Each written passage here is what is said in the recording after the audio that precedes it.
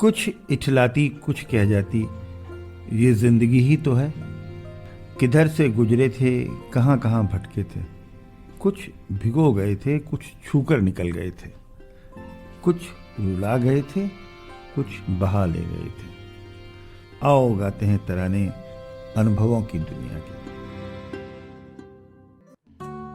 नमस्कार दोस्तों, आप वरिष्ठ नागरिकों द्वारा प्रस्तुत पॉडकास्ट कार्यक्रम अनुभव 2.0 सुन रहे हैं। ये कार्यक्रम भारत सरकार के सामाजिक न्याय एवं अधिकारिता मंत्रालय के लिए राष्ट्रीय सामाजिक सुरक्षा संस्थान एवं मीडिया फॉर कम्युनिटी फाउंडेशन द्वारा प्रस्तुत किया जा रहा है। इस परियोजना की संकल्पना श्री आर श्रीधर ने की है तथा आशीष तिवारी एवं पूजा मुराडिया ने इसे साकार किया है। दोस्तों, मैं आपका होस्ट अरविंद मिश्रा आपके सामने आज फिर प्रस्तुत हूँ। आज हमारे बीच में एक बहुत ही पॉपुलर और बहुत इम्पोर्टेंट शख्सियत लखनऊ की श्री अरुण कक्कड़ जी हमारे साथ हैं। अरुण जी की खास बात क्या है कि इन्होंने जब भी बहुत कम उम्र में जब से बैडमिंटन खेलना शुरू किया होगा, आज 72 इयर्स तक ये बैडमिंटन न केवल खेल रहे हैं बल्कि नेशनल इंटरनेशनल लेवल के टूर्नामेंट्स में पार्टिसिपेट कर रहे हैं और वहाँ भी जीत रहे हैं। कि बहुत लंबा सफ़र, मेरे ख्याल से 50-60 साल का ये लंबा सफ़र है और ये मेरे ख्याल से इनकी ज़िंदगी और संजीवनी शक्ति है, खुराक है। मैं उनका स्वागत करता हूँ और आपसे चर्चा शुरू करता हूँ। अरुण जी, ये आपका बैडमिंटन का शौक़ कब कैसे शुरू हुआ और कैसे आप इसमें गति प्राप्त करते थे? पहले तो मैं आपको धन्यवाद करना चाहूँगा कि आपने मुझे यहाँ बुलाया जी। अगर मैं आपको बताऊँ तो पहले तो हम लोग गली में खेला करते थे जी। लखनऊ में 65 में जो हम आए हैं जी, जहाँ रहते थे वहाँ गली थी, उसमें डोरी बांध के हम लोग 3-4 लोग खेला करते। उसमें बड़े नामी गरामी लोग हैं, अशोक बॉम्बी आपने नाम सुना होगा, क्रिकेट के, वो हम लोग सब पड़ोसी थे जी। तो हम लोग सब छोटे छोटे गली में इस तरीके से खेल शुरू किया। टेबल टेनिस हम लोग खेला करते थे, तो डाइनिंग टेबल पे खेला करते थे जी। तो इस तरीके से शुरू हुआ। फिर 1965 में जो हम आए थे तो यहाँ पर पहली एशियन बैडमिंटन चैंपियनशिप हुई। ओके। जिसमें अगर आपको याद होगा दिनेश खन्ना, दिनेश खन्ना वो चैंपियन बने थे जी। पहले वो पहली एशियन बैडमिंटन चैंपियनशिप जो केटी सिंह बाबू का नया हॉल बना था जी। तो हमारे एक पड़ोसी थे, उन्होंने कहीं से मुझे पास दे दिया कि मैं पहली बार गया था केटी सिंह बाबू जी बैडमिंटन हॉल के अंदर, तो वो मैं देखने गया था। तो वहाँ मैचेस मैंने देखे तो उससे थोड़ा सा इंस्पिरेशन वगैरह मिला। फिर बस ऐसे ही फिर खेलना शुरू किया, वो खेलते थे वैसे ही जी। तो फिर एक कोच साहब आए जलंधर से, NIS से जी, मिस्टर पीताम्बर सिंह जी। वो मेरे पहले कोच, गुरु और आखिरी, उसके बाद कोई कोच पहले होता नहीं था जी। वो 1 महीने के लिए आए थे लखनऊ जी। तो उन्होंने कैंप लगाया ओके बैडमिंटन का। तो उसमें उन्होंने सेलेक्ट, मैं भी उसमें सेलेक्ट हो गया जी। तो 1 महीना उन्होंने कोचिंग करी। फिर वो कोचिंग का बता के उन्होंने सब क्या शेड्यूल होता है क्या है, तो उसी पे हम अपना सुबह स्टेडियम में, घर से स्टेडियम जाना, दौड़ना वोड़ना। तो उसी के बाद स्टेट चैंपियनशिप हुई इलाहाबाद में जी। तो जूनियर सीनियर, पहले 18 और सीनियर 2 ग्रुप होते थे तो बहुत से ग्रुप सीनियर जी। तो मैं पहली अपनी स्टेट चैंपियनशिप खेलने गया जी जूनियर्स में और मैंने वो जीती फाइनल। अच्छा, मेरी पहली स्टेट चैंपियनशिप थी वो मेरी लाइफ की और मैं उसमें जीता। कक्कड़ साहब, इसके लिए तो बड़ा आपने मेहनत और रियाज किया होगा, ऐसे नहीं? बहुत, इसमें तो खैर कोई शक नहीं, शायद इसीलिए देखिए जो आज इस उम्र में भी मैं खेल रहा हूँ जी, तो वो जो पुरानी जो मेहनत करी है जी वो काम आ रही है। हाँ, नहीं आप अब उतनी मेहनत तो हो नहीं पाती है। आपने बहुत मॉडेस्टली कहा कि गली मोहल्ले से खेलना शुरू किया और फिर कोच, तो वहाँ से लेकिन आपको स्टेट लेवल पर जीतना बहुत। और मेरी पहली स्टेट चैंपियनशिप थी जी। पहले मतलब मैं कभी खेला नहीं था जी। तो क्या उम्र थी उस समय? मैं उस समय रहूँगा 16 साल जी। तो उसमें जूनियर और सीनियर कैटेगरी का क्या वो बस अंडर 18 जो अप टू 18 वो जूनियर कहलाता था जी। और उसके बाद वो सीनियर कहलाता। हाँ, और कोई कैटेगरी नहीं थी। फिर आगे उसके बाद सिलसिला चलता रहा जी। फिर मेरा कैंप में, all India camp, Indian team जा रही थी नेशनल मतलब कॉमनवेल्थ गेम्स खेलने सीनियर की जी। तो वो उन्होंने एक बैडमिंटन एसोसिएशन इंडिया ने कैंप लगाया जी। तो उसमें मेरा भी सिलेक्शन हुआ यूपी से जी। उसमें प्रकाश पादुकोणे और सब लोग थे उसमें जी। हम लोग सब साथ के ही हैं जी। तो वो ऊटी में लगा था, ऊटा कॉमन में। हाँ, 1 महीने का कैंप ओके। तो वहाँ पर मैंने कैंप ज्वाइन किया। UBBA ने मुझे वहाँ पर, मेरा सिलेक्शन हो गया तो मुझे भेजा जी। तो वो एक जो कैंप रहा उससे मुझे बड़ा फ़ायदा मिला। वहाँ पर डिफरेंट मतलब अलग अलग प्लेयर प्रकाश हाँ, और सीनियर प्लेयर से सब हाँ, सुरेश गोयल, सतीश भाटिया, हाँ, दीपू रोमैन, दमयंती सूबेदार और ये सब प्लेयर्स, मतलब पूरी इंडियन टीम थी वहाँ। तो उनके साथ खेलने का मौका मिला, सीखने का मौका मिला, उनको खेल कैसे खेलना है उसको देखा, उससे सीखा। हर खिलाड़ी की अपनी स्टाइल होती है खेलने की। तो बस वही तब सिलसिला चालू हो गया। फिर मैं लगातार 3 बार स्टेट चैंपियन रहा और आखिरी साल जूनियर मैंने कानपुर में जूनियर स्टेट चैंपियन हुआ मैं दोपहर में जी, और शाम को मेरा सीनियर्स का फाइनल था। तो मैंने सीनियर भी मैच जीता। अच्छा, मतलब एक ही दिन में मैंने दोनों टाइटल जीते, जूनियर और सीनियर दोनों स्टेट के। ये तो बहुत कम होता है। तो मेरा इंटरनेशनल टूर्नामेंट हुआ जिसमें रूडी हर्टोनो आए थे। Rudy Hartono was a big name जी। 3 जगह हुआ था, उसमें मेरा इंडियन टीम में सिलेक्शन हुआ, जूनियर में मेरा प्रकाश का। अच्छा, तो वो बॉम्बे, हैदराबाद, बॉम्बे और ये जबलपुर और गोरखपुर, ये 3 जगह हम खेलने गए। उसके बाद लखनऊ में हुआ इंटरनेशनल, उसमें मैं खेला जी। तो मैं ऐसे सिलसिला चलता रहा बस जी। अच्छा, ये सरकारी नौकरी में फिर आप जी, मेरा स्पोर्ट्स कोटे से हुआ था। 1975 में मैंने ज्वाइन किया था जी। तो उस समय मेरी उम्र थी। अच्छा, तो 75 स्पोर्ट्स कोटे से होने से आपको खेल में उसका व्यवधान नहीं पड़ा होगा नौकरी का? मैं शायद लकी था कि मेरे जो ऑफिसर्स थे जी वो बहुत अच्छे थे, खुद भी वो खिलाड़ी लोग थे। अच्छा, तो मुझे कभी कोई दिक्कत नहीं हुई। और दूसरा रीजन क्या है, आजकल जैसे मैं देखता हूँ जो आदमी एक स्पोर्ट्स कोटे में आ जाता है तो उसके बाद वो खेल से उसका ध्यान हट जाता है। हाँ, लेकिन मैं नौकरी में आने के बाद भी मैं स्टेट चैंपियन रहा सीनियर में जी।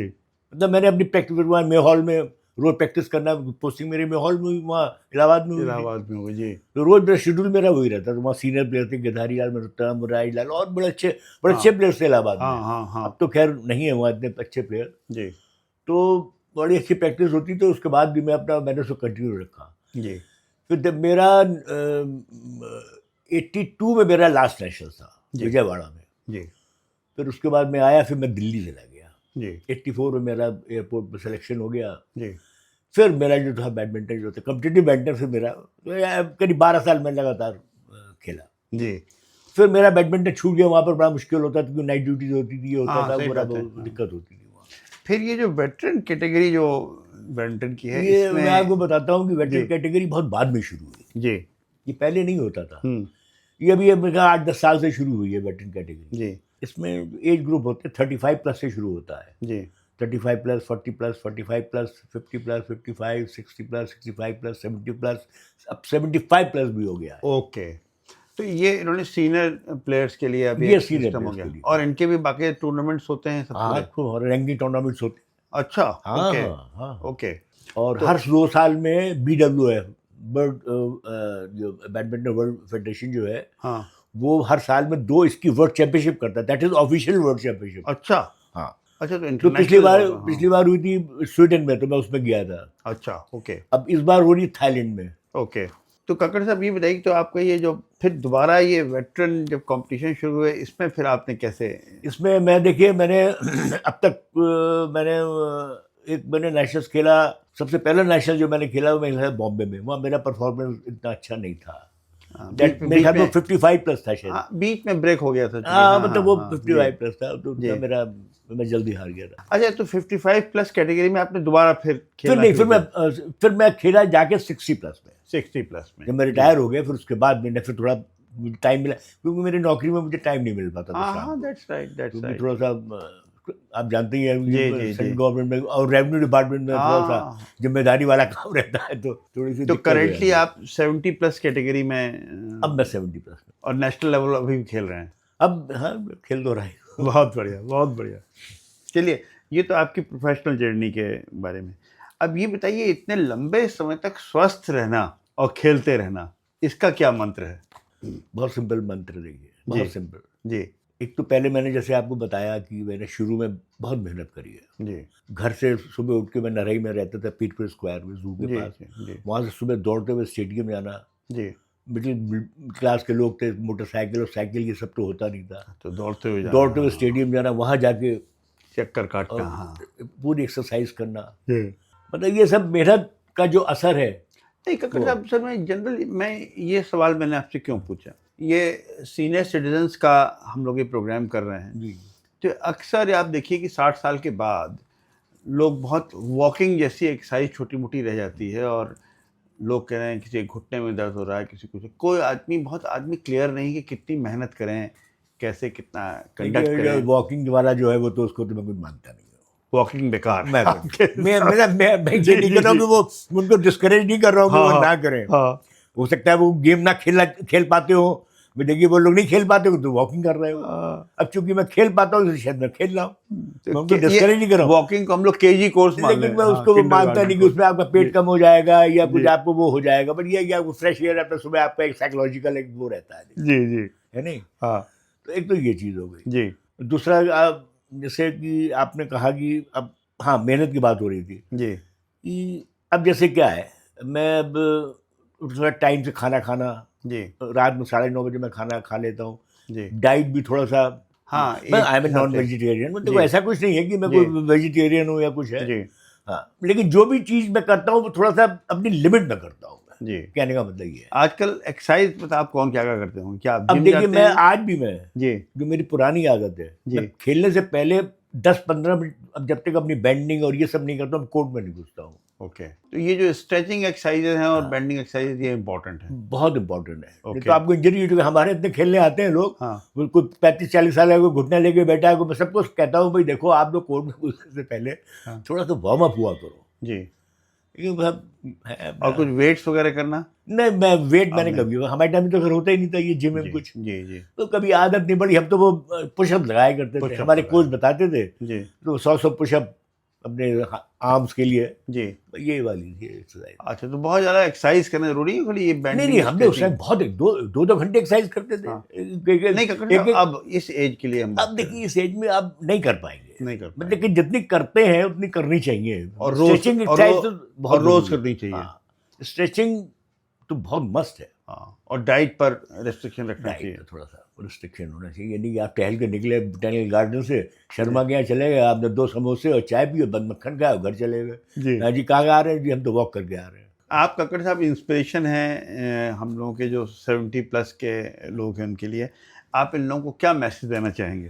बस मैसेज यही देना चाहूँगा कि कुछ ना कुछ एक्सरसाइज जरूर करें। जी। वो वॉक करने भी जाते हैं लोग, जी, वो वहाँ पे कोने में खड़े हो गए 15 मिनट स्ट्रेचिंग जरूर करें, ओके। या एब्डोमिनल लेट के एब्डोमिनल एक्सरसाइज करें, जो भी वो कर सकते हो। जी। चाहे अगर उनका पेट भी है तब भी वो स्ट्रेचिंग जरूर करें। नहीं। अगर किसी को, बहुत लोगों को नहीं भी आती होगी, जी, तो वो किसी से भी पूछ सकते हैं। हाँ। वो आपको 4-6 एक्सरसाइज बता देगा। जी, स्ट्रेचिंग खड़े होकर आपको स्ट्रेचिंग करनी है तो आम भी करनी है, हाँ, तो कोई भी आपको बता देगा। जी, लेकिन आप वॉक करने के बाद आप 15 मिनट कम से कम कोने में जाके आप स्ट्रेचिंग जरूर, तो उसका बेनिफिट जो आप उनको होगा जी। वो उनको पता लग जाएगा। तो मतलब स्ट्रेचिंग वगैरह एक्सरसाइजेस करें जितनी जितनी वो हो, वॉक करें, जॉगिंग करना इस एज में जॉगिंग, advisable है? हाँ, अगर आप कर सकते हैं तो जॉगिंग करिए। जी, अगर वो कर सकते हैं तो हल्के हल्के जॉग करने में कोई बुराई नहीं है। जी। अच्छा, ये तो रहा एक फिजिकल पार्ट। जी जी। इमोशनली और सोशली क्या आपकी सलाह है लोगों को करने के लिए?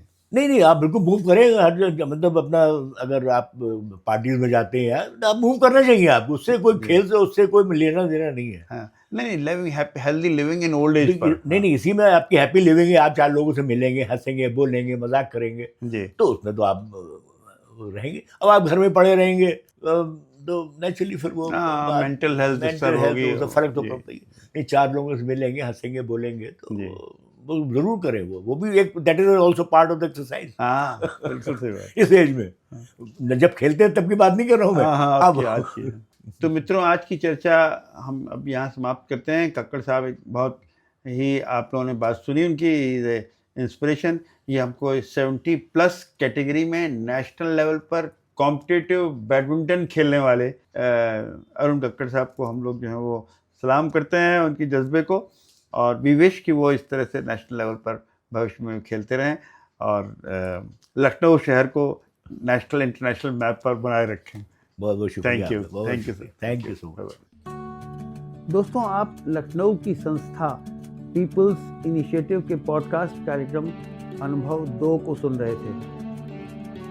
वरिष्ठ नागरिकों की सुविधा के लिए भारत सरकार की हेल्पलाइन नंबर 14567 पर आप प्रातः 8 बजे से रात्रि 8 बजे तक वरिष्ठ नागरिकों की किसी भी समस्या पर सहायता प्राप्त कर सकते हैं। Thank you and have a good day.